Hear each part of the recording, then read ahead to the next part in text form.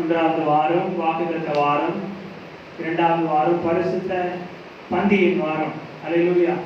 கடந்த வாரத்தில் பரிசுத்த பந்தியில் கலந்து கொண்டோம். மூன்றாவது வாரம் பரிசுத்த ஆவியின் வாரம். அல்லேலூயா. The Spirit of the Holy Spirit week. Hallelujah. The week of the Holy Ghost. இந்த மூன்றாவது வாரத்தில் கர்த்தர் நமக்கு கொடுத்திருக்கிற வார்த்தை அப்போஸ்தலருடைய புஸ்தகம் 4ஆம் அதிகாரம் 13வது வசனத்தை இந்த நேரத்தில் வாசிப்போம். அப்போஸ்தலருடைய புஸ்தகம் 4ஆம் அதிகாரம் 13வது வசனத்தை வாசிப்போம். ஆங்கிலத்தில் நான் வாசிக்கின்றேன். அதற்கு பிறகு தமிழில் யாராவது ஒருத்தர் எனக்காக நீங்கள் வாசிக்கலாம்.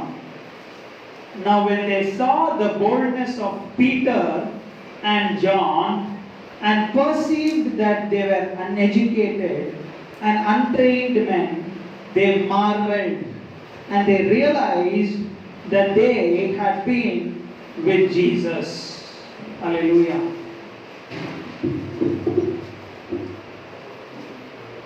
நான்கு 13 அப்போஸ்தலருடைய புஸ்தகம் 4ஆம் அதிகாரம் 13வது வசனத்தை வாசிப்போம். பேதுருவும் யோவானும் பேசுகிற தைரியத்தை அவர்கள் கண்டு அவர்கள் படிப்படியாதவர்கள் என்றும் பேதமை உள்ளவர்கள் என்றும் அறிந்தபடியினால் ஆச்சரியப்பட்டு அவர்கள் இயேசுவுடனே கூட இருந்தவர்கள் என்றும் அறிந்து கொண்டார்கள். அல்லேலூயா. கண்களை மூடுவோம். அப்படியே கர்த்தர் தாமே நம்மோடு கூட வந்திருக்கிற ஒவ்வொருவரும் கூட கேட்கிற ஒவ்வொருவரோடு கூட பேசும்படியாக ஜெபம் பண்ணுவோம். அன்பின் பிதாவே இயேசு நாமத்தில் வருகிறோம். பரிசுத்த ஆவியாக தேற்றவாறனே காலை வேளைக்காக நன்றி செலுத்துகிறோம். எங்களை தாழ்த்துகிறோம், உம்மை உயர்த்துகிறோம். ஆண்டவருடைய நாமம் பெருகட்டும். ஆண்டவரே, இந்த நேரத்தில் கூட கேட்கிற ஒவ்வொருவரோடு கூட நீர் பேசுவீராக. கர்த்தாவே, பரத்திலிருந்து உடைய வார்த்தையை போதிக்க அடியானுடைய வேலைக்காரன் நீர் பரிசுத்தாவினாலும் வல்லமையினாலும் அபிஷேகம் பண்ணுவீராக. கேட்கிற ஜனங்களுக்கு உடைய வார்த்தையை ஆண்டவரே பெற்றுக்கொள்ள கிருபையை தாரும். அவருடைய இருதயங்களை ஆயத்தப்படுத்துவீராக. புத்தியின் கண்களை திறப்பீராக, காதுகளை திறப்பீராக. வசனத்தை ஆண்டவரை புரிந்து அதை தியானம் பண்ண அறிந்து கொள்ள கிருபை செய்வீராக. பரிசுத்த ஆவியானவரே, இந்த நேரத்தில் கூட இந்த ஜனங்களையும் கேட்கிற ஒவ்வொருவரையும் அடியானுடைய கருத்துக்களை ஒப்பு கொடுக்கிறேன். நீர் தாமே பேசுவீராக. எங்களுக்கு இந்த நேரத்தில் ஊழியம் செய்யும் வார்த்தைக்கும் இந்த ஜனங்களுக்கும் ஊழியக்காரர்களுக்கும் அடியானுக்கு விரோதமாக வேலை செய்கிற பொல்லாத பிசாசு ஆலோசனை சூழ்ச்சிகளையும் நசரேயனாகிய இயேசு கிறிஸ்து நாமத்தினாலே நாங்கள் கட்டுகிறோம். ஆசீர்வதியும் சகல துதியும் அனுபவம் மாற்றமெல்லாம் கீர்த்தி உமக்கு செலுத்துகிறோம். இயேசு கிறிஸ்து நாமத்தில் வேண்டுகிறோம் பரமபிதாவே. ஆமென். ஹல்லேலூயா. பிதா குமாரன் பரிசுத்தாவின் நாமத்தினாலே கிருபையும் நீதியும் சமாதானமும் கேட்கிற உங்கள் ஒவ்வொருவருக்கும் உண்டாவதாக. இந்த காலை வேளையில கர்த்தருடைய நாமத்துக்கு மகிமை உண்டாவதாக.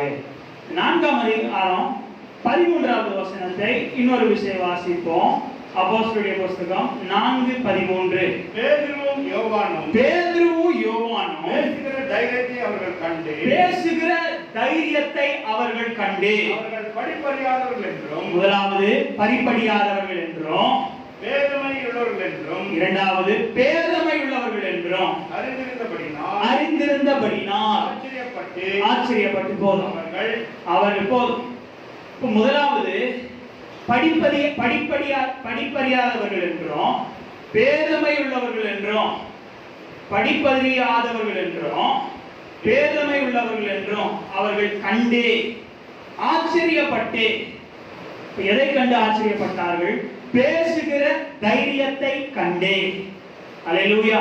அந்த முதலாவது வசனத்துல அந்த வரியில வாசிக்கிறோம்.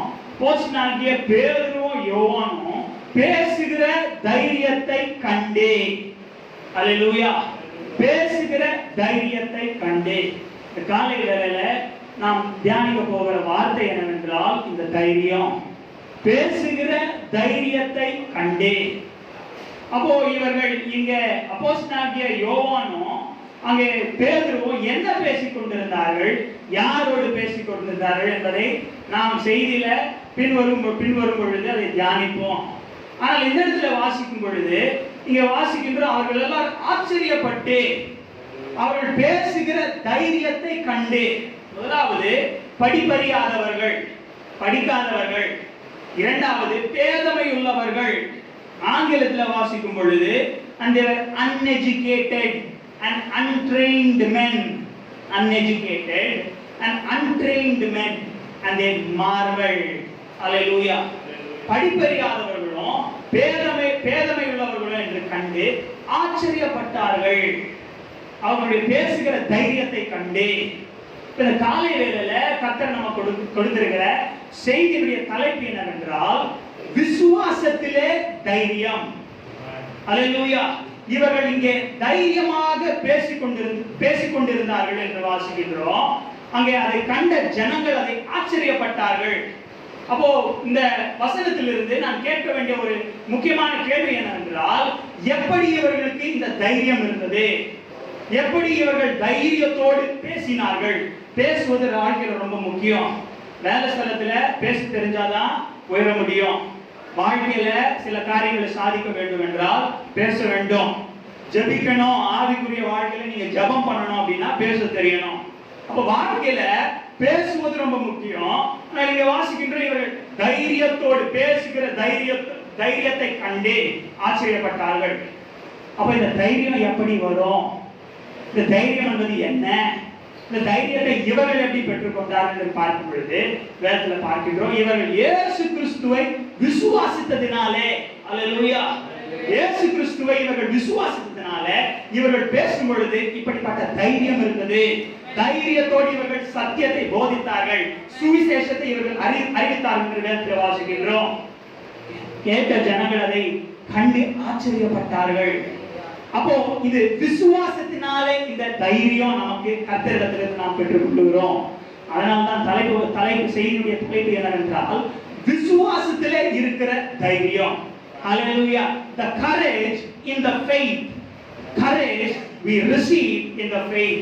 விசுவாசத்திலே நமக்கு கிடைக்கிற, விசுவாசத்திலே இருக்கிற ஒரு தைரியம்.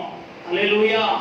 இப்போ வேதத்துல பார்க்கும் பொழுது அநேக இடங்கள்ல பார்க்கின்றோம் விசுவாசத்திலே இருக்கிற நம்பிக்கை. அல்லேலூயா. நம்பிக்கை, விசுவாசத்திலே இருக்கிற நம்பிக்கை. எபிரேயருடைய புத்தகம் 11ஆம் அதிகாரம் 1வது வசனத்தை வாசிக்கும் பொழுது அங்கே அப்போஸ்தலனாகிய பவுல் சொல்கிறார், காணக்கூடாதவைகளின் நம்பிக்கை விசுவாசம். அப்போ விசுவாசத்தில ஒரு அம்சம் என்னவென்றால் நம்பிக்கை. There is an element in the quality of faith. Faith has an attribute called as hope. அப்ப இந்த விசுவாசத்திலே நம்பிக்கை உண்டு. நம்பிக்கை என்றால் என்ன? வாழ்க்கையில ஒண்ணும் இல்ல, வாழ்க்கையில தேவைகள் இன்னும் நிறைய சந்திக்கப்பட வேண்டும், வீட்டுல அப்பமோ ரசமோ நிறைக்கப்பட வேண்டும், வாழ்க்கையில அநேக ஜெபங்கள் கேட்கப்பட வேண்டும், கர்த்தர் செய்வாரே அப்படின்னு சொல்லி நாம விசுவாசத்தோடு இருப்பதுதான் நம்பிக்கை. அல்லேலூயா. இன்னும் என்னுடைய கண்களால வீடையும் அப்புறம் எனக்கு தேவையான பொருட்களை நான் காணவில்லை, ஆனால் கர்த்தருடைய வாழ்க்கையில தேவையான பொருட்கள் எல்லாவற்றையும் சகலவற்றையும் கர்த்தர் கொடுப்பார் என்பதுதான் நம்பிக்கை. அப்ப இந்த தைரியம் என்னவென்றால், அப்ப இந்த விசுவாசத்தில் இருக்கிற தைரியம் என்னவென்றால், கர்த்தர் என்ன ஒரு நாள் விட மாட்டார். அதுதான் விசுவாசத்தில் இருக்கிற தைரியம். எனக்கு எந்த கேடும் வராது. அல்லேலூயா. வேதத்துல வாசிக்கின்றோம், நீதிமானுக்கு ஒரு கேடும் வராது. அல்லேலூயா. இந்த நீதிமான் எப்படி இருப்பான் அப்படின்னா வேதத்துல பார்க்கின்றோம் நீதிமொழிகள்ல, துன்மார்க்கனோ யாரும் பின்தொடராது இருந்தோம் பயந்து ஓடி போகிறான், ஆனால் நீதிமானோ சிங்கத்தை போல தைரியமா இருக்கிறான். அல்லேலூயா. அல்லேலூயா. இந்த பொல்லாத மனுஷன் எப்படி இருக்கிறான்? யாருமே பின்தொடராது, யாருமே அவனை பின்தொடராது இருந்தோம் அப்படின்னா ஒருவரும் அவனை பின்தொடராது இருந்தோம் அவன் பயந்து ஓடி போகிறான். அநேக நேரத்துல நம்ம வாழ்க்கையில ஒண்ணுமே இருக்காது, ஆனா நம்ம பயந்து நெருக்கடியில இருப்போம். ஆனால் நீதிமான் எப்படி இருக்கிறான்? அவன் சிங்கத்தை போல தைரியமா இருக்கிறான். அப்ப அவனுடைய விசுவாசம் அசைக்கப்படாமல் இருக்கிறது. அப்ப இவர்களும் பேசுகிற தைரியத்தை கண்டே. அப்ப இந்த தைரியம் என்னவென்றால், வாழ்க்கையில பிரச்சனைகளும் போராட்டங்களும் பாடுகளும் எதிர்ப்புகளும் வரும் பொழுது எனக்கு ஒன்றும் நடக்காது, கர்த்தர் என்னோடு கூட இருக்கிறார். அல்லேலூயா. எந்த கேடும் என்னை அணுகாது. என்னை எந்த தீங்கும் என்னை சூழ்ந்து கொள்ளாது, என் வாழ்க்கைக்கு என் ஜீவனுக்கு எந்த கேடும் கர்த்தர் அனுமதிக்க மாட்டார். தைரியம். அப்ப இந்த விசுவாசத்துல இந்த தைரியம் இருக்கிறதை நாம் வேதத்துல பார்க்கலாம். எபிரேய புத்தகம் நமக்கு நேரம் குறைவாகவும் அநேக வசனங்கள் நாம் தியானம் செய்ய வேண்டியதா இருக்கிறதுனால புத்தகத்தை வாசிக்கும் பொழுது அங்கே விசுவாசத்தில் இருந்த நம்பிக்கையை பார்க்கின்றோம். அநேக கர்த்தருடைய ஊழியக்காரர்கள் கர்த்தர் மீது விசுவாசத்தில் நம்பிக்கையா இருந்து கர்த்தர் என்ன கைவிட மாட்டாரு, கர்த்தர் என் தேவைகளை சந்திப்பார் அப்படின்னு சொல்லிட்டு நம்பிக்கையா இருந்தவர்களே வேதத்திலே வாசிக்கலாம். எபிரேயர் புத்தகம் 11ஆம் அதிகாரம் 4வது வசனத்திலிருந்து 29வது வசனம் வரைக்கும் வாசிக்கும் பொழுது இப்படிப்பட்ட ஊழியக்காரர்களை நாம் வேதத்தில் பார்க்கின்றோம். கர்த்தர் மீது நம்பிக்கையா இருந்தவர்கள், இதை குறித்து வைத்துக் கொள்ளலாம். ஆனால் 30ஆம் அதிகாரத்திலிருந்து 39வது வசனம் வரைக்கும் 11ஆம் அதிகாரம் 30வது வசனத்திலிருந்து 39வது வசனம் வரைக்கும் வாசிக்கும் பொழுது அங்கே கர்த்தருடைய ஊழியக்காரர்கள் அங்கே விசுவாசத்துல தைரியமா இருந்தவர்களை நாம் வாசிக்கலாம். அல்லேலூயா. வாசிப்போம், ஒரு வசனத்தை வாசிப்போம். எபிரேயருடைய புத்தகம் 11ஆம் அதிகாரம், the book of Hebrews. எபிரேயருடைய புத்தகம் 11ஆம் அதிகாரம்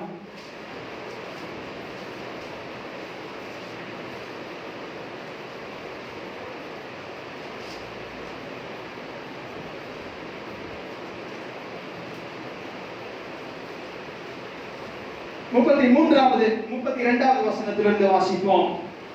இன்னும் நான் என்ன சொல்வேன்? கிதியோன், பாராக், சிம்சோன், யெப்தா, தாவீது, சாமுவேல் என்பவர்களும் தீர்க்கதரிசியும் குறித்து நான் விவரம் சொல்ல வேண்டுமானால் காலம் போகாது. விசுவாசத்தினாலே அவர்கள் ராஜ்யங்களை ஜெயித்தார்கள், நீதியை நடப்பித்தார்கள். போதும், ராஜ்யங்களை ஜெயித்தார்கள். 11:4-29 வரைக்கும் வாசிக்கும் பொழுது நம்பிக்கையா இருந்த ஊழியக்காரர்களை, விசுவாசத்துல நம்பிக்கையா, faith that brings hope, நம்பிக்கையா இருந்த கர்த்தருடைய ஊழியக்காரர்களை குறித்து நாம் வாசிக்கலாம். ஆனா 30வது வசனத்திலிருந்து 39வது வசனம் வரைக்கும் வாசிக்கும் பொழுது விசுவாசத்துல தைரியமா இருந்தவர்களை குறித்து வாசிக்கலாம். இவர்கள் என்ன செய்தார்கள் என்றால் ராஜ்யங்களையும் அதிகாரிகளை இவர்கள் கவிழ்த்தார்கள், அதிகாரிகளை இவர்கள் மேற்கொண்டார்கள், ஜெயம் கொண்டார்கள் என்று பார்க்கின்றோம். அப்ப வாழ்க்கையில நல்லா கவனிங்க, பிரச்சனையும் பாடுகளும் போராட்டங்கள் மத்தியில போகிறோம் அப்படின்னா நம்பிக்கை என்ன செய்யும்? விசுவாசத்துல நாம் நம்பிக்கையா இருக்கும் பொழுது அந்த பாடுகள் மத்தியில கடந்து போக நமக்கு ஏதுவா இருக்கும். கர்த்தர் எனக்கு உதவி செய்வாரே. ஆனா இந்த தைரியம் என்ன செய்யும்? நீ விசுவாசத்துல தைரியமா இருக்கும் பொழுது என்ன செய்யும் அப்படின்னா உன்னுடைய பிரச்சனைகளையும் போராட்டங்களையும் மேற்கொள்ள, உன்னை எதிர்க்கிறவர்களை நீ மேற்கொள்ள, போராட்டங்களையும் உனக்கு பிசாசு கொண்டு வருகிற சோதனைகளை நீ மேற்கொள்ள உனக்கு விசுவாசம் ஏதுவா இருக்கும். அல்லேலூயா. கிறிஸ்துவ வாழ்க்கை என்பது என்ன? மாடுகள் மட்டும் போராட்டங்கள் மட்டும் அல்ல. Christian life is a victorious life. Hallelujah. Christian life means it's victory in your life. கிறிஸ்துவ வாழ்க்கை என்றால், ஆவிக்குரிய வாழ்க்கை என்றால் கர்த்தர் உனக்கு ஜெயத்தை கொடுப்பார். அப்ப கிறிஸ்துவ வாழ்க்கையில நம்முடைய வாழ்க்கையில இந்த போராட்டங்களை பிரச்சனைகளை நாம் மேற்கொள்வதற்கு என்ன வேண்டும்? அந்த விசுவாசத்திலிருந்து கர்த்தர் கொடுக்கிற இந்த தைரியம் நமக்கு வேண்டும். அல்லேலூயா. அப்போ ஏன் இந்த நமக்கு தைரியம் வேண்டும்? இந்த விசுவாசத்துல இருக்கிற தைரியம் ஏன் ரொம்ப முக்கியம் அப்படின்னு சொல்லி வேதத்துல பார்க்கும் பொழுது வாசிப்போம். வெளிப்படுத்தின விசேஷம் 21ஆம் அதிகாரத்தை வாசிக்கும் பொழுது இங்க ஒரு கூட்ட ஜனங்கள் இரண்டாவது மரணத்திற்கு தள்ளப்படுகிறார்கள் அப்படின்னா நரகத்திற்கு. 21ஆம் அதிகாரத்தை வாசிக்கும் பொழுது எதுக்கு நமக்கு இந்த தைரியம், விசுவாசத்துல இருக்கிற தைரியம் ரொம்ப முக்கியம் என்றால் இங்க ஒரு சம்பவத்தை நாம் வாசிக்கின்றோம். இங்க வெளிப்படுத்தின சுவிசேஷம் the book of Revelation chapter 21 21ஆம் அதிகாரத்தை வாசிக்கும் பொழுது ஒரு கூட்ட ஜனங்கள் இரண்டாவது மரணம் அப்படின்னா நரகத்திற்கு, the lake of fire, இரண்டாவது மரணத்திற்கு அங்கு தள்ளப்படுகிறார்கள். 21ஆம் அதிகாரம் 8வது வசனத்தை வாசிப்போம். 21:8. பயப்படுகிறவர்களும் பாருங்க, அந்த கூட்டத்துல முதலாவது இருக்கிறவர்கள் யார் என்றால் பயப்படுகிறவர்கள். வாசிங்க மேல. அவிசுவாசிகளும் அருவருப்பானவர்களும் கொலைபாதகர்களும் விபச்சாரக்காரர்களும் சூனியக்காரரும் விக்கிரகாராதனைக்காரரும் பொய்யர் அனைவரும் இரண்டாம் மரணமாகிய அக்கினியும் கந்தகமும் எரிகிற கடலிலே பங்கடைவார்கள் என்றார். அப்ப முதலாவது வார்த்தை இன்னொரு விஷயம் வாசிப்போம். 21:8 பயப்படுகிறவர்கள். ஹalleluya. அப்ப ஆங்கிலத்தில் வாசிக்கும் பொழுது fearful and cowardly. அப்ப இரண்டாவது மரணத்திற்கு ஒரு கூட்ட ஜனங்கள் தள்ளப்படுகிறார்கள். அந்த ஒரு கூட்ட ஜனத்துல ஒரு வகை யார் அப்படின்னா பயப்படுகிறவர்கள். நல்லா கவனிங்க, அவிசுவாசிகள் அல்ல, அது இன்னொரு வகை. அங்க அது இரண்டு வகைகளாக பிரிக்கப்படுகிறது. Two types of people in this group. அப்ப ஒரு வகையான ஜனங்கள் யார் என்றால் பயப்படுகிறவர்கள். போராட்டம் வருது அப்படின்னா உடனே ஐயோ பயந்தே, பையில காசு இல்ல, வீட்டுல பணம் இல்லைன்னா உடனே கடனுக்கு ஓடுறது. பயப்படுகிறவர்கள். கர்த்தர் ஐயோ பணம் இல்லைன்னா முடியாது, கர்த்தர் கொடுப்பாரா இல்லைன்னு தெரியல ஓடுறோம், அது இல்ல. இப்படிப்பட்ட பயப்படுகிறவர்கள் அவிசுவாசிகள் பாருங்க, அவங்க இன்னொரு கூட்டம். பயப்படுகிறவர்கள் இங்கே இருக்கிறார்கள். அப்ப நாம இப்படி பயப்படாமல் விசுவாசத்தை தைரியமா இருக்க வேண்டும் என்றால் அப்போ நாம என்ன செய்ய வேண்டும்? நமக்கு இந்த கர்த்தரிடத்திலிருந்து இந்த விசுவாசத்துல இருக்கிற தைரியம் நமக்கு வேண்டும். அல்லேலூயா. கவனிக்கிறீங்களா? காலைகளில இந்த வசனத்தை வாசிக்கிறவர்கள் எல்லாரும் கவனிப்பீங்க. அப்போ இந்த கூட்டத்தை நாம் இங்கே பார்க்கின்றோம். அப்போ நமக்கு இந்த விசுவாசத்துல இருக்கிற இந்த தைரியம் நமக்கு வேண்டும். அப்போஸ்தலர்கள் இவர்கள் எப்படி இந்த விசுவாசத்திற்கு தைரியத்தை பெற்றுக்கொண்டார்கள் என்று பார்க்கும் பொழுது போவோம் தலைப்பு வசனத்திற்கு 4ஆம் அதிகாரம் 13ஆவது வசனத்தை மீண்டும் அந்த கடைசி பகுதியை வாசிப்போம். 4:13 அப்போஸ்தலருடைய புத்தகம் 4:13. அவர்கள் இயேசுவுடனே கூட இருந்தவர்கள் என்றும் அறிந்து கொண்டார்கள். அப்போ கேள்விக்கு பதில் இங்கே தலைப்பு வசனத்திலே இருக்குது. எப்படி இவர்கள் பேசுகிற தைரியத்தை கண்டே ஆச்சரியப்பட்டார்கள். எப்படி இவர்களுக்கு தைரியமா பேச கர்த்தர் கிருபை கொடுத்தார்கள் என்றால் இவர்கள் இயேசுவுடனே கூட இருந்ததை அவர்கள் கண்டே. அப்போ நீங்களும் நானும் கூட இயேசுவோடு கூட இருக்கும் பொழுது கர்த்தர் நமக்கு இந்த தைரியத்தை கொடுக்கிறார். நாம இயேசுவோடு கூட இருக்கிறோமா? கர்த்தரோடு கூட நாம இருக்கிறோமா? ஆண்டவரோடு கூட நாம் இருக்கிறோமா? அவர்கள் இயேசுவுடனே கூட இருந்ததை அவர்கள் கண்டே. வாசிக்கிறோம், பேசுகிற தைரியத்தை கண்டு ஆச்சரியப்பட்டார்கள். கீழே அடுத்த வசன வரியில தேவசனத்துல அவர்கள் இயேசுவுடனே கூட இருந்ததை கண்டே. இப்ப இயேசுவோடு கூட நாம் இருக்கிறதுனால கர்த்தர் நமக்கு இந்த விசுவாசத்தை, இந்த தைரியத்தை கொடுக்கிறார். அல்லேலூயா. 2000 வருஷங்களுக்கு முன்பாக இயேசு கிறிஸ்து பூலோகத்தில் இருந்தாரு. இப்போ எப்படி வாழ்றாரு பாஸ்டர் அப்படின்னு கேட்குறீங்க அப்படின்னா, முதலாவது அவர் எப்படி இருக்கிறார்? வார்த்தையா இருக்கிறார். ஆதியிலே தேவன் எப்படி இருந்தார்? வார்த்தையா இருந்தார். In the beginning was the word and the word was God. வார்த்தை தேவனாய் இருந்தது. அப்ப கர்த்தர் இயேசு கிறிஸ்து எப்படி இருக்கிறார்? வார்த்தையா இருக்கிறார். அப்போ இரண்டாவது விதமாக அவர் எப்படி இருக்கிறார்? தம்முடைய ஆவியினாலே. அல்லேலூயா. அப்ப பரிசுத்த ஆவியினாலே எப்படி வாசம் செய்கிறார்? எங்கே வாசம் செய்கிறார்? உங்களுக்குள்ள, எனக்குள்ள தேவனுடைய ஆலயமா இருக்கிறோம். நமக்குள்ள அவர் வாசம் செய்கிறார். 2000 வருடங்களுக்கு பிறகும் தம்முடைய பரிசுத்த ஆவியினாலே. அவருடைய இன்னொரு பேர் என்னவென்றால் கிறிஸ்துவின் ஆவியானவர். இப்போ நமக்கு அறிமுகமாகுதா? அப்போ கிறிஸ்துவின் ஆவியானவர் நமக்குள்ளே அவர் வாசம் செய்கிறார். அப்ப இவர் நமக்குள்ளே இருக்கும் பொழுது, நாம் இவரோடு கூட இருக்கும் பொழுது தைரியம் நமக்கு வரும். கர்த்தர் நமக்கு விசுவாசத்தை இப்படிப்பட்ட தைரியத்தை கொடுப்பார். போராட்டங்களையும் பிரச்சனைகளையும் பிசாசு சோதனையை கொண்டு வரும் பொழுது அவைகளை மேற்கொள்வதற்கு, ஜெயம் பெறுவதற்கு கர்த்தர் தைரியத்தை கொடுப்பார். அல்லேலூயா. வேதத்திலே வாசிக்கின்றோம். ரோமர் 10:17 மன்னிக்கவும், அப்போஸ்தலருடைய புத்தகம் 6:4 எடுக்க வேண்டாம், நான் உங்களுக்கு சொல்லுகிறேன். பாஸ்டர் இந்த வசனத்தை அடிக்கடி சொல்லுவார். ரோமர் 6 அப்போஸ்தலருடைய புத்தகம் 6:4 வசனத்துல 6ஆம் அதிகாரம் 4வது வசனத்தை வாசிக்கும் பொழுது அப்போஸ்தலனாகிய பேதுரு சொல்வார், நாங்களோ ஜெபத்திலும் வேத வாசிப்பிலும் இடைவிடாமல் தெரிந்திருப்போம். எதுல தெரிந்திருப்போம்? ஜெபத்திலும். தேவையில்லாத காரியங்களை பேசுவதில் அல்ல, ஜெபத்திலும் வேத வாசிப்பிலும் இடைவிடாமல் தரித்திருப்போம். And we shall devote ourselves continually to prayers and to the ministry of the word. ஜபத்திலும் வேத வாசிப்பிலும் நாங்கள் இடைவிடாமல் தரித்திருப்போம். இப்படி ஜபத்திலோ விசுவாசத்திலோ இடைவிடாமல் தரித்திருந்தனால அவர்கள் தைரியமாய் இருந்தார்கள். இப்போ வாழ்க்கையில இன்னும் நாம பயந்து இருக்கிறோம். யாருக்குமே உள்ள நடக்கிற சிந்தனைகள் நடக்கிற the problem today is psychological. The devil attacks you in your mind.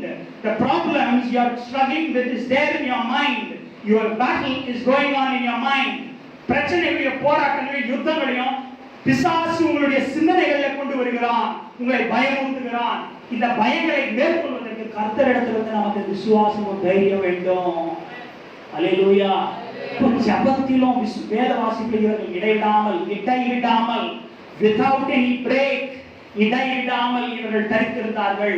ரோமர் 10:17 வாசிக்கும் பொழுது விசுவாசம் எப்படி வரும்? கேள்வினால. எதை கேட்கிறதுனால? கர்த்தருடைய வசனத்தை. அப்ப நீங்க வசனத்தை இப்போ கவனிக்கும் பொழுது, கேட்கும் பொழுது உங்களுக்குள்ள கர்த்தர் விசுவாசத்தை உண்டு பண்ணுவார். கர்த்தர் மீது நம்பிக்கையும் கர்த்தருக்குள்ளே உங்களுக்கு தைரியத்தை அவர் உண்டு பண்ணுவார். அல்லேலூயா, அல்லேலூயா.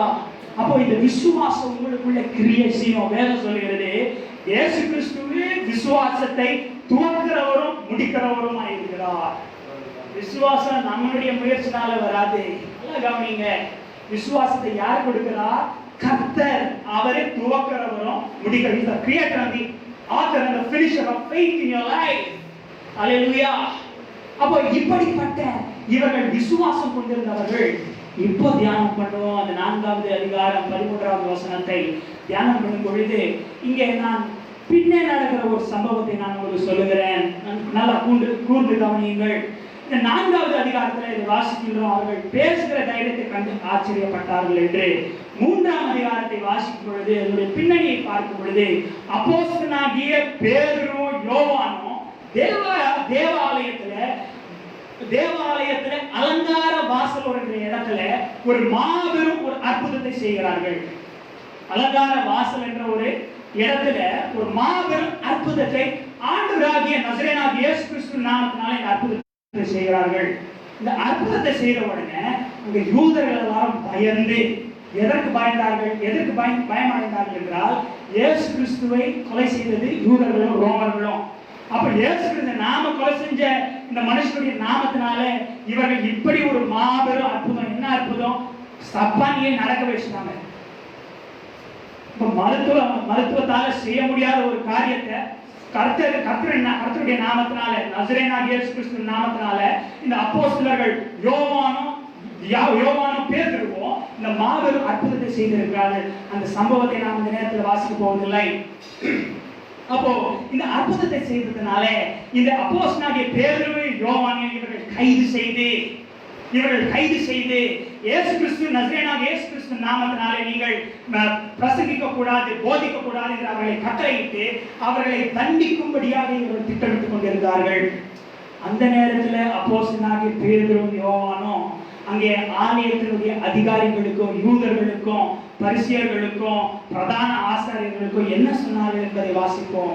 4:19 வசனத்திலிருந்து வாசிப்போம். 4ஆம் அதிகாரம் 19வது வசனத்திலிருந்து.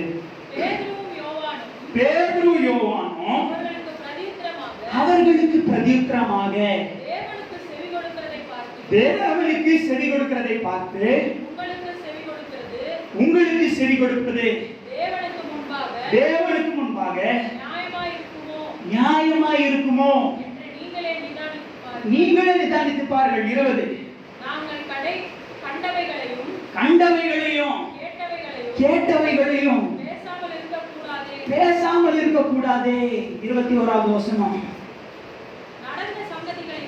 நடந்த சங்கதிகளை குறித்து எல்லாரும் தேவனை மகிமைப்படுத்தபடியால் ஜனங்களுக்கு பயந்து தண்டிக்க வகை ஒன்றும் காணாமல் அவர்களை பயமுறுத்தி விட்டுவிட்டார்கள். அப்போ ஜனங்களுக்கு பயந்து அதிகாரிகள் என்ன செய்கிறார்கள் என்றால் அங்கே ஜனங்களுக்கு பயந்து இவர்களை தண்டிக்க ஒரு காரணம் இல்லாததுனாலே இவர்களை அங்கே பயமுறுத்தி அவர்களை விட்டுவிட்டார்கள். இந்த வேதத்தில் வாசிக்கின்றோம். நாங்கள் கர்த்தருக்கு கேட்கணுமா? அவர்களை காரணம் எதுவும் இல்லாததுனால என்ன செய்கிறார்கள்?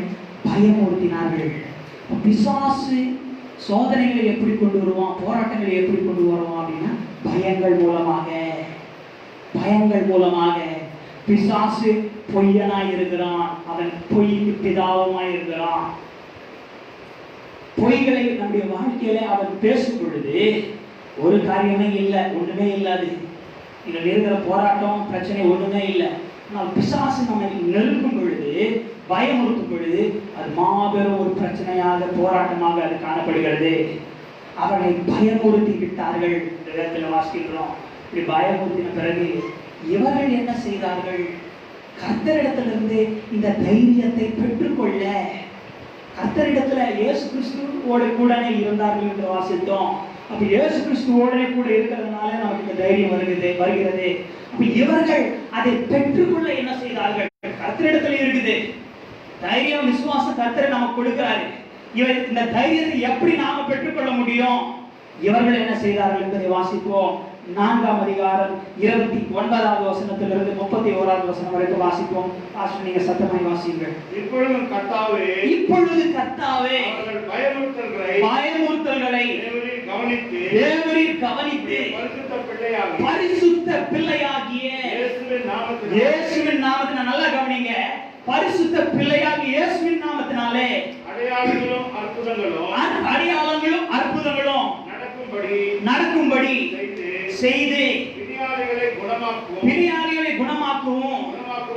குணமாக்கும்படி கரத்தை நீட்டி ஊழியக்காரர் வசனத்தை முழு தைரியத்தோடும், ஆங்கிலத்தில் வாசிக்கும் பொழுது with all boldness, முழு தைரியத்தோடும் சொல்லும்படி அவருக்கு அனுக்கிரகம் செய்தவர்கள். 31வது வசனம் எல்லாரும் கவனிப்போம். முக்கியமான ஒரு சம்பவம் இங்க.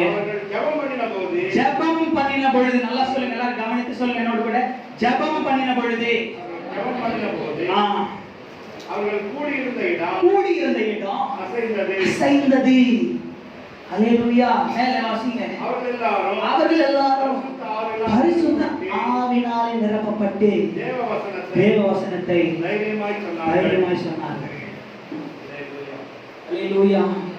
முதலாவது உம்முடைய பரிசுத்த பிள்ளையாகிய ஆண்டவராகிய இயேசு கிறிஸ்துவின் நாமத்தினாலே அப்படின்னாங்க. ஜெபம் பண்ணின பொழுது அந்த இடம் அசைந்து பரிசுத்த ஆவியினாலே அவர்கள் நிரப்பப்பட்டார்கள். மாபெரும் தைரியத்தோடும் இந்த வார்த்தைகளெல்லாம் நல்ல தீர்க்கமா இதை தியானித்து ஞாபகம் வைத்துக் கொள்ளுங்கள். ஜெபம் பண்ணுகையில் இடம் அசைந்தது. ஜெபம் பண்ணுகையில் இடம் அசைய வேண்டும். அசைகிற வரைக்கும் நாம் ஜெபிக்க வேண்டும், இடைவிடாமல் ஜெபிக்க வேண்டும். அப்ப என்ன நாமத்துல ஜெபிச்சாங்க? பரிசுத்த பிள்ளையாக இயேசுவின் நாமத்தினால. எல்லா நாமத்துல ஜெபம் பண்ணா ஜெபம் கேட்கப்படாது. வேதத்துல வாசிக்கின்றோம், என் நாமத்தினால, இயேசுவின் நாமத்தினால எதை கேட்டாலும் செய்வேன். அப்ப இயேசு கிறிஸ்து நாமத்தினால ஜெபம் பண்ணா மட்டும்தான் கர்த்தர் பதில் கேட்பாரு. அல்லேலூயா. அப்ப இவர்கள் இருந்த இடம் ஜெபம் பண்ணும் பொழுது அசைக்கப்பட்டது. பரிசுத்த ஆவியானவர் அவர்களை நிரப்பினார்.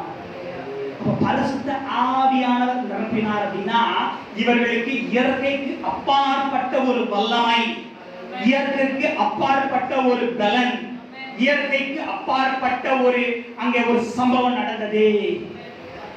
உங்க வாழ்க்கையில கூட இப்படிப்பட்ட காரியங்கள் நடக்க வேண்டும் என்றால் ஜெபிக்க வேண்டும். ஜெபம் பண்ணின பொழுது யூதர்களை பார்த்தீங்க அப்படின்னா இந்த நாளைக்கு கூட இஸ்ரேல் தேசத்துல அங்கே சாலமோன் கட்டின தேவாலயத்துல ஒரு சுவர் மட்டும்தான் இருக்குது.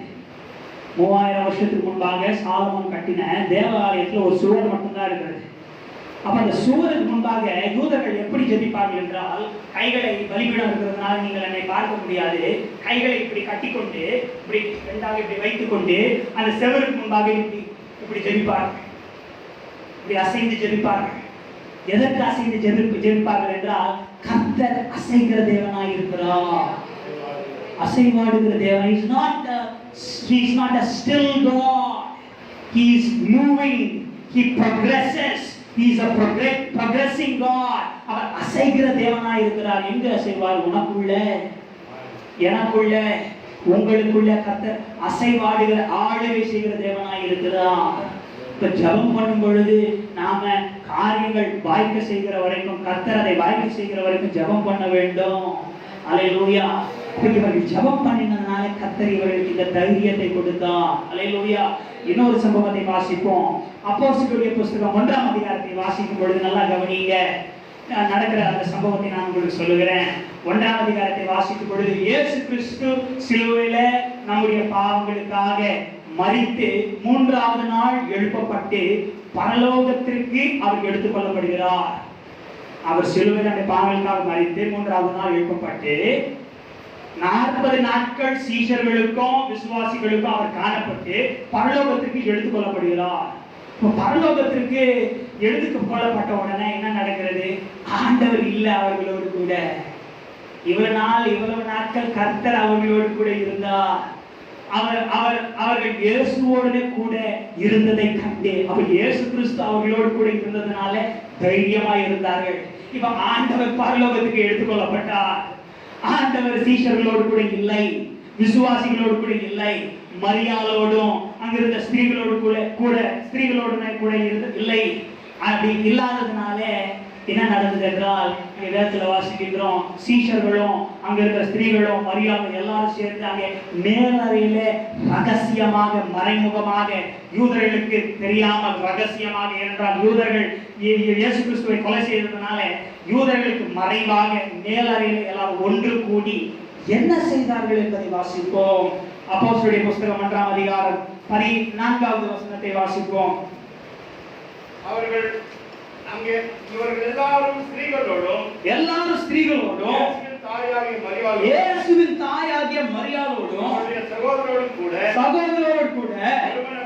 ஒருமனப்பட்டு ஜெபத்திலும் வேண்டுதலிலும் அறிந்திருந்தார்கள். அல்லேலூயா. கடந்த வாரங்கள் முழுவதும் அல்லது கடந்த ஒரு வருஷம் முழுவதும் நான் பிரசங்கித்த எல்லா பிரசங்கம் பார்த்தீங்க அப்படின்னா வேதத்தை வாசிங்க. பழைய ஏற்பாடிலிருந்து அநேக எடுத்துக்காட்டுகளையும் அநேக வசனங்களை கொண்டு நான் முக்கியத்துவம் கொடுத்த செய்திகள் எல்லாமே வேதத்தை வாசிங்கள், கர்த்தருடைய வார்த்தையை வாசிங்கள். இப்பொழுது வேதத்தை வாசிக்கிறதனோடு கூட என்ன செய்ய வேண்டும்? ஜெபம் பண்ண வேண்டும், வேண்டுதல் பண்ண வேண்டும். இவர்கள் என்ன செய்தார்கள்? என்ன பாஸ்டர் வாசிங்கிறது? ஒருமனப்பட்டு ஜெபத்திலும் வேண்டுதலிலும் அறிந்திருந்தார்கள். குடும்பமா அல்லது குழுவா ஜெபிக்கிறாங்க. குழுவா ஜெபிக்கும் பொழுது இன்னொரு வல்லமை. எங்க 2-3 பேர் 44 கூடி இருக்கிறார்களோ அவர்கள் மத்தியில நான் இருக்கிறேன். அப்ப இவர்கள் எல்லாம் ஒருமனப்பட்டு வீட்டுல தூங்கும் பொழுது, தூங்குறதுக்கு குடும்பமா நீங்க உட்கார்ந்து ஜெபிக்கும் பொழுது, கணவனும் மனைவியும் பிள்ளைகளும் ஜெபிக்கும் பொழுது கர்த்தர் உங்களுடைய ஜெபங்களை கேட்கிறவராய் இருக்கிறார். அவர் அங்கே வாசம் பண்ணுகிறார். இயேசு கிறிஸ்து உங்களுக்குள்ள வாசம் பண்ணார். உங்களுடைய வீட்டுல இருந்தால், உங்களோடு கூட இருந்தால் என்ன இருக்கும்? தைரியமா இருப்பீர்கள் நீங்க. அல்லேலூயா. விசுவாசம், கர்த்தர் உங்களுக்கு விசுவாசத்தை கொடுப்பார். அல்லேலூயா. நம்பிக்கை இருக்கும். அப்ப என்ன பண்ணணும்? ஜெபம், வேண்டுதலிலும் ஜெபத்திலும் இருந்ததால் ஒருமனப்பட்டு ஜெபித்தார்கள். அப்படி ஒருமனப்பட்டு ஜெபித்ததனால என்ன நடந்தது என்பதை வாசிப்போம். 2ஆம் அதிகாரம் 2வது வசனத்தை வாசிப்போம். அப்போஸ்தலருடைய புத்தகம் 2ஆம் அதிகாரம் 2வது வசனத்தை வாசிப்போம். அப்பொழுது பலத்த காற்று அடிக்கிற முழக்கம் போல. அப்படின்னா பலத்த காற்று அடிக்கல, அப்படிப்பட்ட ஒரு சத்தம், பலத்த காற்று அடிக்கிறது போல, பலத்த காற்று அடிக்கிற முழக்கம் போல வானத்திலிருந்து சடிதியாய் ஒரு முழக்கம் உண்டாகி உட்கார்ந்திருந்த வீடு முழுவதையும் நிரப்பிட்டு. 4வது வசனத்தை வாசிப்போம். அவர்கள் எல்லாரும் பரிசுத்த ஆவியினாலே நிரப்பப்பட்டு ஆவியானவர் தங்களுக்கு தந்தருளின வரத்தின்படியே வெவ்வேறு பாஷைகளை பேசினார்கள், பேசத் தொடங்கினார்கள். பரிசுத்த ஆவியினாலே நிரப்பப்பட்டு. அப்படின்னா பரிசுத்த ஆவியானவர் யாரு? இயேசு. கிறிஸ்துவின் ஆவியானவர். அப்ப இயேசு கிறிஸ்துவினால அவர் நிரப்பப்பட்டு இயேசு கிறிஸ்துவோடு கூட அவர்கள் இருந்து என்ன பேசினார்கள்? நவமான பாஷைகளை பேசினார்கள். அதை நாம் இன்னொரு நாள் தியானம் பண்ணுவோம். நவமான பாஷைகள் என்ன, அது ஏன் பேச வேண்டும், அதனுடைய பிரயோஜனங்கள் என்ன, அது ஏன் ரொம்ப வாழ்க்கைக்கு உங்களுடைய ஆவிக்குரிய வாழ்க்கைக்கு ரொம்ப முக்கியம். ஆனால் இந்த இடத்துல வாசிக்கின்ற பரிசுத்த ஆவியானவர்னாலே நிரப்பப்பட்டு இயேசு கிறிஸ்துவினால் அவர்கள் நிரப்பப்பட்டார்கள். அந்த 4ஆம் அதிகாரத்தை வாசிக்கும் பொழுது இடம் அசைந்தது என்று வாசிக்கும் பொழுது கூட பரிசுத்த ஆவியினாலே அவர்கள் நிரப்பப்பட்டு என்று வாசிக்கின்றோம். இயேசு நமக்குள்ள இருக்கணும். நாம் அவரோடு கூட இருந்தால் விசுவாசம் செயல்படும். அவரோடு கூட இருப்பது என்றால் என்ன? வேதத்தை நாம வாசிக்கணும், ஜெபம் பண்ண வேண்டும், வேண்டுதல் செய்ய வேண்டும். அல்லேலூயா, அல்லேலூயா. மூன்றாவது இன்னொரு சம்பவத்தை நான் உங்களுக்கு சொல்ல விரும்புகிறேன் சுருக்கமாக. பழைய ஏற்பாடை வாசிக்கும் பொழுது நல்லா கவனிங்க, ரொம்ப நல்லா இருக்கும் இந்த சம்பவம். பழைய ஏற்பாடை வாசிக்கும் பொழுது ஒரு தாவீது என்ற ஒரு வாலிபன் இருக்கிறான். முதல் விஷயம், இந்த சம்பவத்தை நான் பிரசங்கிக்கிறேன். இந்த காரியத்தை நான் வாழ்க்கையில என்னுடைய ஊழியத்தில் நான் பிரசங்கித்ததில்லை. அப்போ பழைய ஏற்பாடை வாசிக்கும் பொழுது தாவீது என்ற ஒரு வாலிபன் இருக்கிறான். இந்த தாவீது என்ற வாலிபன் இஸ்ரவேல் ராஜ்யத்திலே இவன் இருந்தான். இந்த இஸ்ரவேல் ராஜ்யத்திற்கும் பெலிஸ்தியர்களுக்கும், இஸ்ரவேலர்களுடைய சத்துருக்கள் ஆகிய பெலிஸ்தியர்களுக்கும் ஒரு யுத்தம் நடந்து கொண்டிருந்தது. அப்படி தாவீது என்ன செய்கிறான்? அங்கே இந்த யுத்தம் நடந்து கொண்டிருக்கிறது. அந்த யுத்தம் நடந்து கொண்டிருக்கிறதுனால அங்கே சத்துருக்கள் பெலிஸ்தியர்கள் அவர்களிடத்துல ஒரு வீரன் இருந்தான். அந்த வீரனுடைய பெயர் என்னவென்றால் கோலியாத். அவனுடைய வீரனுடைய பெயர் கோலியாத். வேதத்துல வாசிக்கிறோம், இவன் மனுஷன் அல்ல, இவன் அரக்கனை போல இருந்தான், ராட்சசன். நான் சொல்ல அரக்கனை போல. ஏன் அரக்கனை போல என்றால் இவன் கைகளிலே கால்களிலே 6 விரல்கள் இருந்தது, மொத்தமாக 24 விரல்கள்.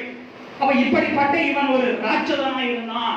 இந்த ராட்சசனை இவன் கொண்டு, இந்த பெலிஸ்தியர்கள் கொண்டு இஸ்ரவேல் ஜனங்களையும் இஸ்ரவேல் தேசத்தையும் இவர்கள் தாக்கிக் கொண்டிருந்தார்கள். இந்த கோலியாத் என்ன செய்கிறான்? இவன் கர்த்தருடைய நாமத்தையும் கர்த்தருடைய சேனைகளாகிய இஸ்ரவேல் ஜனங்களையும் இவன் தூஷித்துக் கொண்டிருந்தான் என்று வேதத்திலே வாசிக்கின்றோம். நிந்தித்தான்.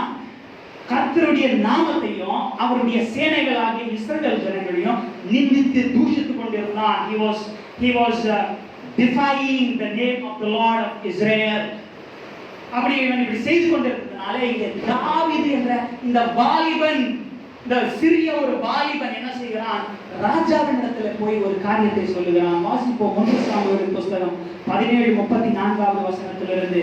1 சாமுவேலின் புஸ்தகம் 17ஆம் அதிகாரம் 34வது வசனத்திலிருந்து வாசிப்போம். 1 சாமுவேல் 17:34. தாவீது சவுலை பார்த்து, உம்முடைய அடியான் தகப்பனுடைய ஆடுகளை மேய்த்துக் கொண்டிருந்த பொழுது ஒரு விசை ஒரு கரடியும் வந்து மந்தையில் இருக்கிற ஒரு ஆட்டை பிடித்துக் கொண்டது. நான் அதை தொடர்ந்து போய் அதை அடித்து அதை அதன் வாய்க்கு தப்புவித்தேன். அது என் மேல் பாய்ந்த போது நான் அதன் தாடியை பிடித்து அதை அடித்து கொன்று போட்டேன். என்ன செய்யறான் இந்த வாலிபன்?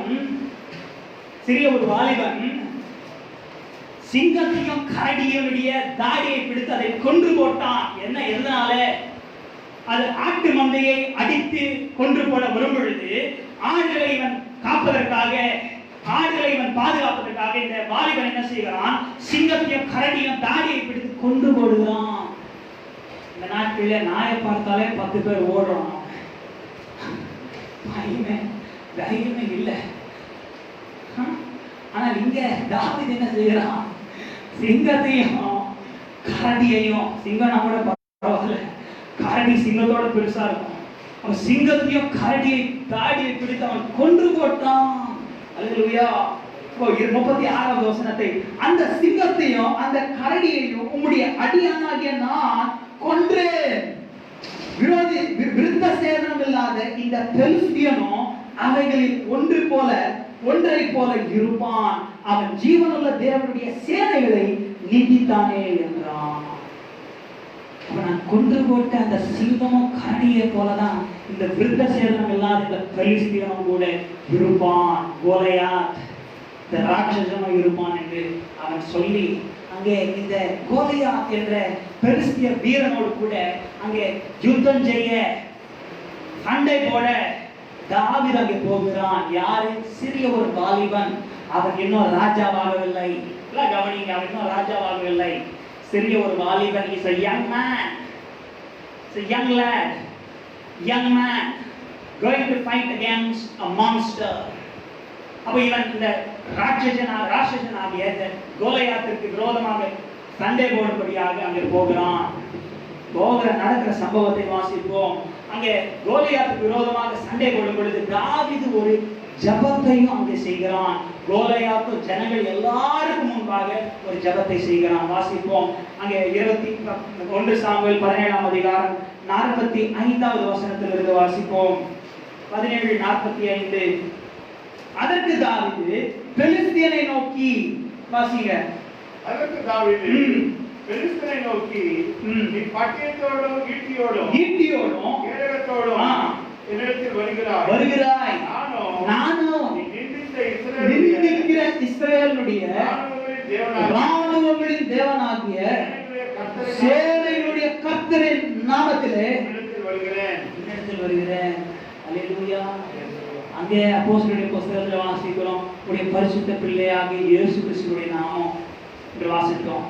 பழைய ஏற்பாடுல அங்கே கர்த்தருடைய நாமம் என்னவென்றால் சேனைகளின் தேவனாகிய கர்த்தர். எனக்கு ரொம்ப பிடிக்கும். ஏன்னா யாரு சேனைகளின் தேவனாகிய கர்த்தர்? கர்த்தருடைய இன்னொரு நாமம் என்ன பழைய ஏற்பாடுல அப்படின்னா சேனைகளின் தேவனாகிய கர்த்தர்.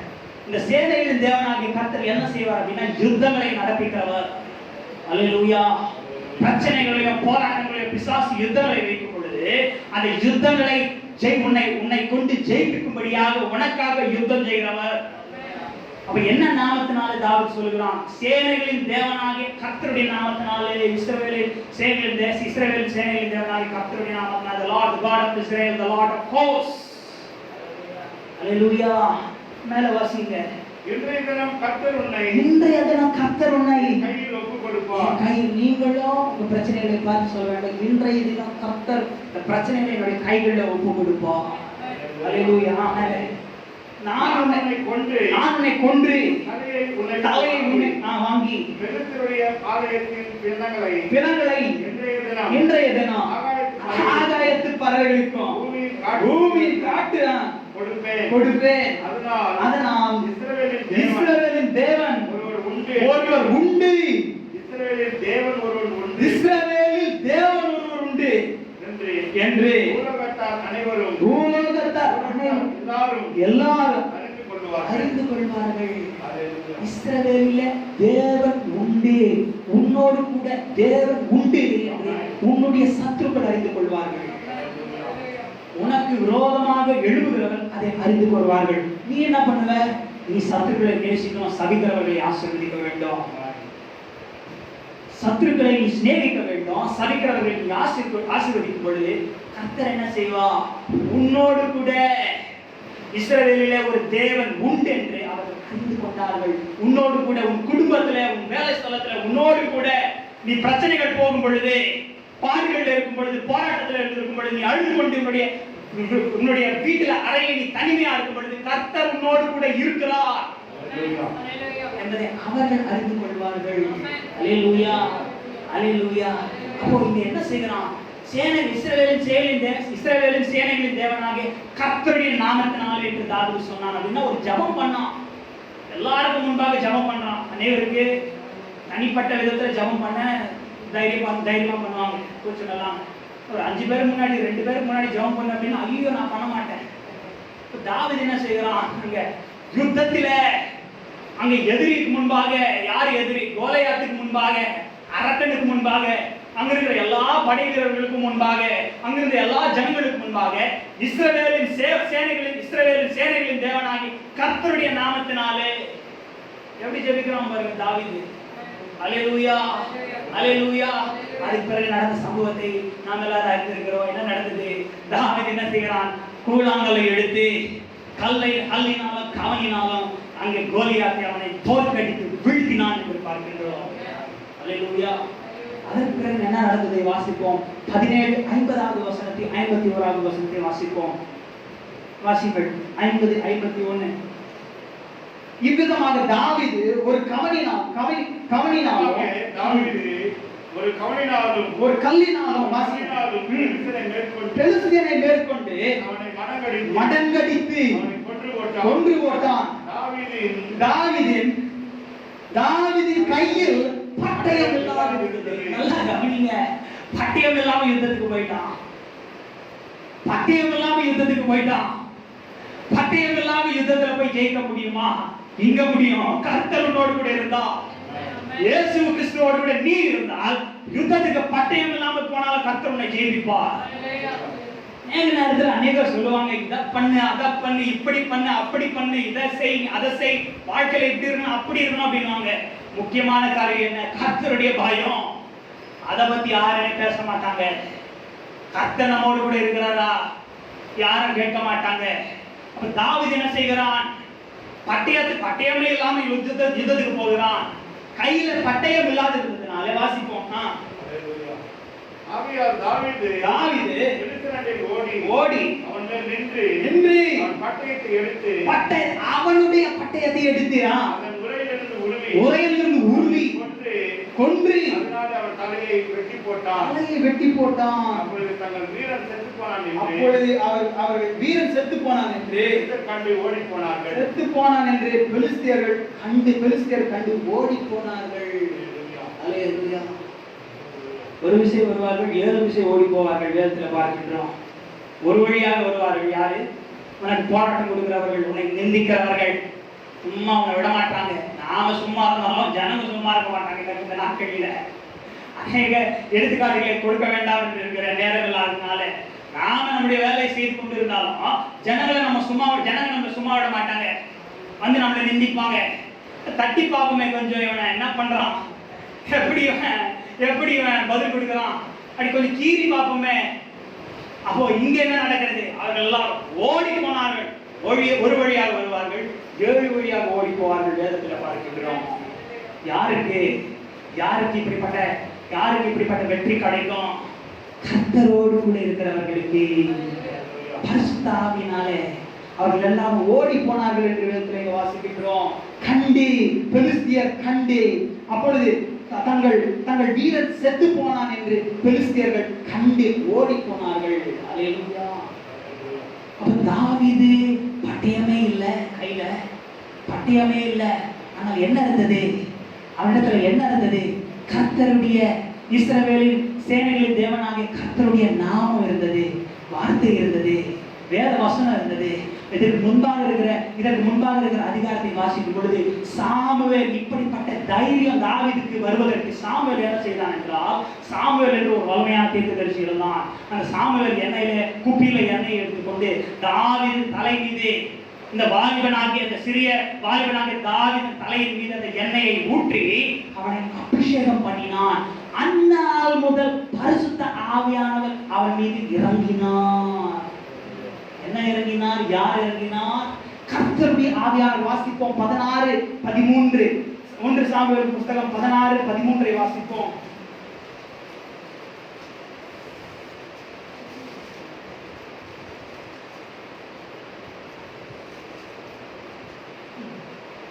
அப்பொழுது சாமுவேல் தைல கொம்பை எடுத்து அவனை அவன் சகோதரர் நடுவிலே அபிஷேகம் பண்ணினான். அந்நாள் முதல் கொண்டு கர்த்தருடைய ஆவியானவர் தாவீதின் மேல் வந்து இறங்கி இருந்தார்.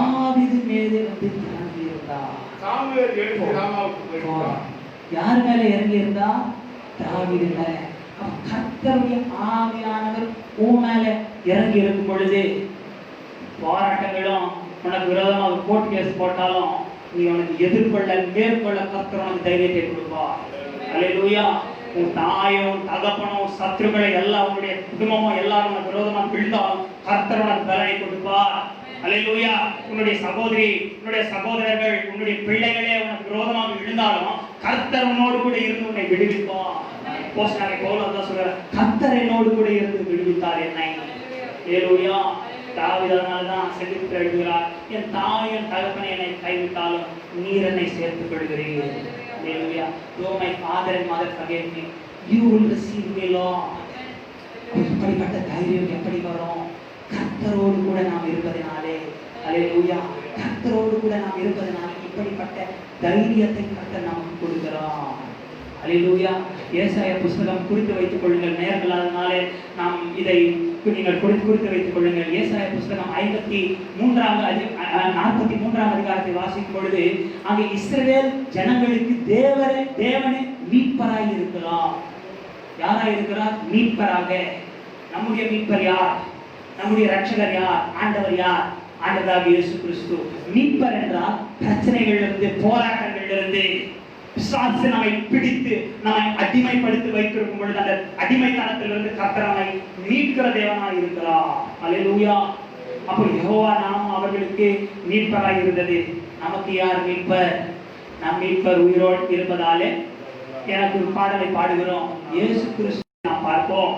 கர்த்தர் அநேக வசனங்களையும் வேதத்திலிருந்து அநேக நமக்கு வசனங்களையும் கதைகளும் நமக்கு கர்த்தர் கொடுத்திருக்கிறதுனால அடுத்த மாதத்திலும் அதுக்கு பிறகு வருகிற மாதத்திலும் இதே தலைப்புல சில வசனங்களை கொண்டு இந்த தலைப்புல இந்த செய்தியை இன்னும் தீவிரமாக கர்த்தருடைய சித்தமானால் நாம் தியானம் செய்வோம். இந்த நேரத்தில் எழுதி நிற்போமா? ஹல்லேலூயா.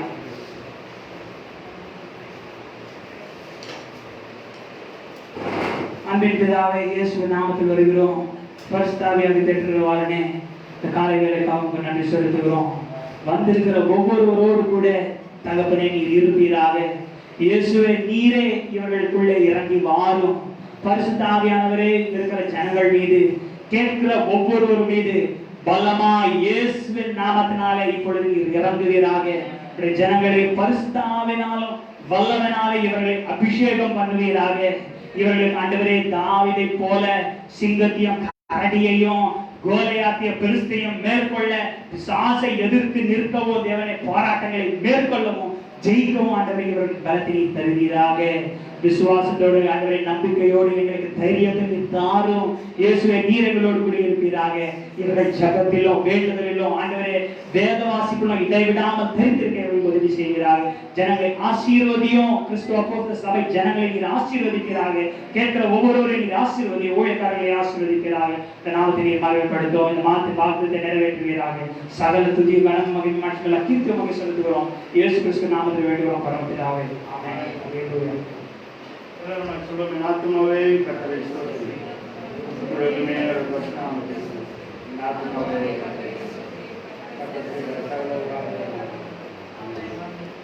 கர்த்தராகிய இயேசு கிறிஸ்துவின் கிருபை, பிதாவாகிய தேவனுடைய அன்பும் பரிசுத்தாவின் ஐக்கியம் நம் ஒவ்வொருவரோட உலகத்தில் விசால பரிசுத்தமானோம். கர்த்தருடைய வருகை வரையினால் இருப்பதாக. ஆமென். In the grace of our Lord Jesus Christ, the love, in the grace of our Lord Jesus Christ, the love of the Father, and the sweet fellowship of the Holy Spirit, be with us and all, now and forever, until Jesus comes. Amen. செங்கடல் பிளந்தவரே, எரிகோவை விழச் செய்தீரே. செங்கடல் பிளந்தவரே, எரிகோவை விழச் செய்தீரே. ஓடினதே உந்தன்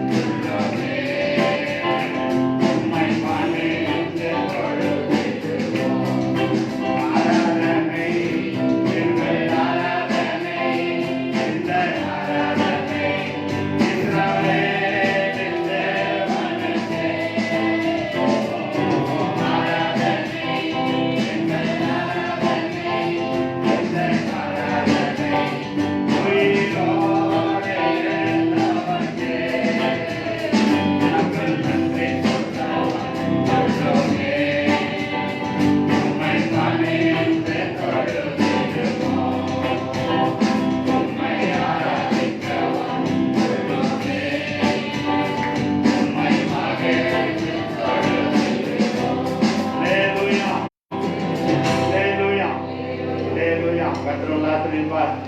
உங்களோடு கூட இருப்பார். உத்தரத்தில் வாழ்த்துக் கொண்டு